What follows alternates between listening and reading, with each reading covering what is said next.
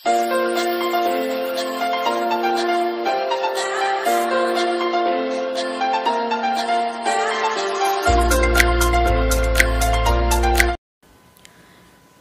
দর্শক আসসালামু আলাইকুম। আশা করি সকলে ভালো আছেন, সুস্থ আছেন এবং নিরাপদে আছেন যে যেখানে আছেন। রেসিপিস বাই নাবিল মাম্মাম চ্যানেলে আপনাদের সকলকে আরও একবার স্বাগতম জানাই। শুরু থেকে ভিডিওটি শেষ পর্যন্ত দেখবেন, একটি লাইক দিয়ে দিবেন। রেসিপিস বাই নাবিল মাম্মাম চ্যানেলটিকে সাবস্ক্রাইব করার অনুরোধ রইল। আজকের রেসিপি থাকছে মলা মাছের চচ্চড়ি। একটু ভিন্ন রকমভাবে নতুন স্বাদে মলা মাছের রেসিপি নিয়ে হাজির হয়ে গেলাম। আমি এখানে 250 গ্রাম মলা মাছ নিয়ে খুব সুন্দরভাবে কেটে ধুয়ে বারবার করে পরিষ্কার করে নিয়েছি। চেষ্টা করবেন লবণ হলুদ দিয়ে ধুয়ে নেওয়ার জন্য। হালকা একটু হাতে আঙুল ছোঁয়া মতো গরম পানি দিয়ে ধুয়ে নেবেন, তাহলে মাছের পিছলে ভাবটা চলে যাবে, জীবাণুমুক্ত হবে হলুদে। খুব সুন্দরভাবে কেটে ধুয়ে পরিষ্কার করে নিয়েছি আমি 250 গ্রাম মলা মাছ। মাছগুলো কিন্তু আমি বারবার করে পানি বদলে বদলে ধুয়ে পরিষ্কার করে নিয়েছি। আপনারা দেখেই বুঝতে পারতেছেন। মাছ কাটতে কম বেশি সবাই জানি, তাই আমি কাটাটা দেখালাম না। এখন আমি যা যা ব্যবহার করব আজকে সেই উপকরণগুলো একবার দেখিয়ে দিচ্ছি।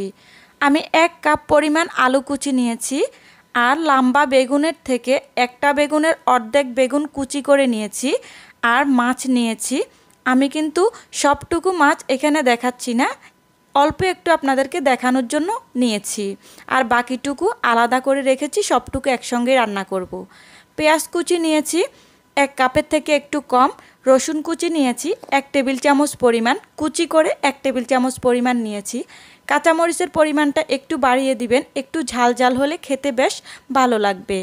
বেগুনগুলো আমি এইভাবে স্লাইস করে কেটে নিয়েছি, আলুর মতো। আলুর থেকে একটু মোটা কেটেছি, বেগুন সিদ্ধ হতে সময় লাগে না। টমেটো কেটে নিয়েছি, দেশি টমেটো নিয়েছি আমি এখানে মাঝারি সাইজের 3টি। আপনারা আপনাদের ঝাল অনুযায়ী, টক অনুযায়ী পছন্দ মতো টমেটো কম বেশি করে দিতে পারবেন। কাঁচামরিচটাও ঝাল অনুযায়ী দিবেন। আমি এখন একটি পাত্রে সবগুলো উপকরণ একসঙ্গে নিয়ে নেব। আমি একটি কড়াইয়ে মাছগুলো দিয়ে দিয়েছি। এক এক করে আলু, বেগুন, পেঁয়াজ, রসুন, কাঁচামরিচ, টমেটো, অন্যান্য মশলাগুলো সবগুলো আমি এক এক করে দিয়ে দেব। সবাইকে অনুরোধ করব, প্লিজ রেসিপি ভালো লাগলে একটি লাইক দিয়ে দিতে ভুলবেন না। 10 সেকেন্ড 20 সেকেন্ড ভিডিও দেখার পর কেউ কমেন্ট করে চলে যাবেন না, তাতে করে আমি একদমই নতুন ইউটিউবার, আমার চ্যানেলের জন্য অনেক ক্ষতি হতে পারে। অনুরোধ করব ভিডিওটি শুরু থেকে শেষ পর্যন্ত দেখার। আমার ভিডিও যদি আপনাদের কাছে ভালো না লাগে প্লিজ ইগনোর করতে পারেন, আমার চ্যানেলের ক্ষতি করবেন না। উপকার করতে না পারলে ক্ষতি করার জন্য ভিডিওতে ক্লিক করবেন না, অনুরোধ রইল। আমি হলুদ গুঁড়ি দিয়েছি 1 টেবিল চামচ পরিমাণ, সমান করে দিয়েছি, উঁচু করে দেইনি। সামান্য পরিমাণে ধনিয়ার গুঁড়ি দেব সুন্দর একটা ফ্লেভারের জন্য। লবণ দিয়ে দেব স্বাদ মতো। লবণের পরিমাণটা জেনে বুঝে দিতে হবে। অতিরিক্ত লবণ খেতে হলে ছোট মাছে একদমই ভালো লাগে না। লাল মরিচের গুঁড়ি দিচ্ছি 1/2 চা চামচের মতো। এটা ব্যবহার করেছি সুন্দর একটা কালারের জন্য, ঝালের জন্য নয়। ঝালের জন্য আমি বেশ কিছু কাঁচামরিচ ব্যবহার করেছি। আমি সয়াবিন তেল ব্যবহার করেছি পরিমাণ মতো।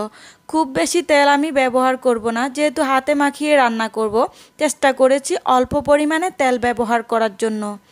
সবগুলো উপকরণ এখন হাতে খুব সুন্দরভাবে মাখিয়ে নিতে হবে। এই কাজটা একটু সময় নিয়ে করবেন। মাছগুলোকে যতটা আলতোভাবে মাখা যায়, আর অন্য মশলাগুলো উপরে আছে সেগুলোকে একটু ভালোভাবে মাখিয়ে নেবেন। তারপর নিচে মাছগুলো পরে মাখিয়ে নেবেন। আমি খুব ভালোভাবে সবগুলো উপকরণ মাখিয়ে নিয়েছি। এখন আমি এখানে পরিমাণ মতো পানি দিয়ে দেব। যেহেতু শীতকাল, ছোট্ট 2টে বেবি আছে বাসায়, তাই আমি চেষ্টা করি সব সময় 1 পাতিল গরম পানি পাশের চুলায় বসিয়ে রাখার জন্য, যেন যখন তখন পানি লাগলে গরম পানিটা ওদের জন্য ব্যবহার করতে পারি। সেখান থেকেই আমি কিছুটা গরম পানি এখানে ব্যবহার করেছি। রান্নাটাও চটজলদি হয়ে যাবে, বেশি সময় লাগবে না। এখন কিন্তু ঢাকা শহরে খুব বেশি গ্যাস পাওয়া যায় না, গ্যাসে অনেকটা প্রবলেম দিচ্ছে। সকাল হলে তো 7টার পরে পাওয়াই যায় না। তা আমি এখানে একটু গরম পানি ব্যবহার করেছি। পানির পরিমাণটা কম দিয়েছি যেহেতু গরম পানি দিয়েছি। আপনারা পরিমাণ মতো অনুযায়ী ঠান্ডা পানিও ব্যবহার করতে পারবেন। আমার হাতের কাছে গরম পানি ছিল, তাই আমি পানি দিয়ে বসিয়ে দিয়েছিলাম। ঢাকনা দিয়ে ডেকে রেখে দিয়েছিলাম বলক উঠে আসা পর্যন্ত। বলক উঠে আসা পর্যন্ত অপেক্ষা করার পর বলক উঠে আসলে আলতোভাবে একটি চামচ দিয়ে একটু সুন্দরভাবে নেড়েচেড়ে দিচ্ছি। খুব বেশি নাড়াচাড়া করব না। আবারও ঢাকনা দিয়ে ডেকে রেখে দেব পুরোপুরি সিদ্ধ হওয়া পর্যন্ত। অপেক্ষা করেছিলাম 4 থেকে 5 মিনিটের মতো। 4 থেকে 5 মিনিট পর বেশ কিছুটা ধনিয়া পাতা কুচি দিয়েছি। পছন্দ না হলে দেওয়ার দরকার নেই, দিলে খেতে স্বাদ অনেকটা বেড়ে যায়। খাওয়ার সময় খুব সুন্দর একটা ধনিয়া পাতার ফ্লেভার আসে। দিয়ে একটু হালকা নেড়েচেড়ে ঢাকনা দিয়ে ঢেকে রেখে দেব 1 মিনিটের মতো। 1 মিনিট পর ঢাকনা সরিয়ে নেড়েচেড়ে দেব, দিয়ে চুলাটা বন্ধ করে দেব।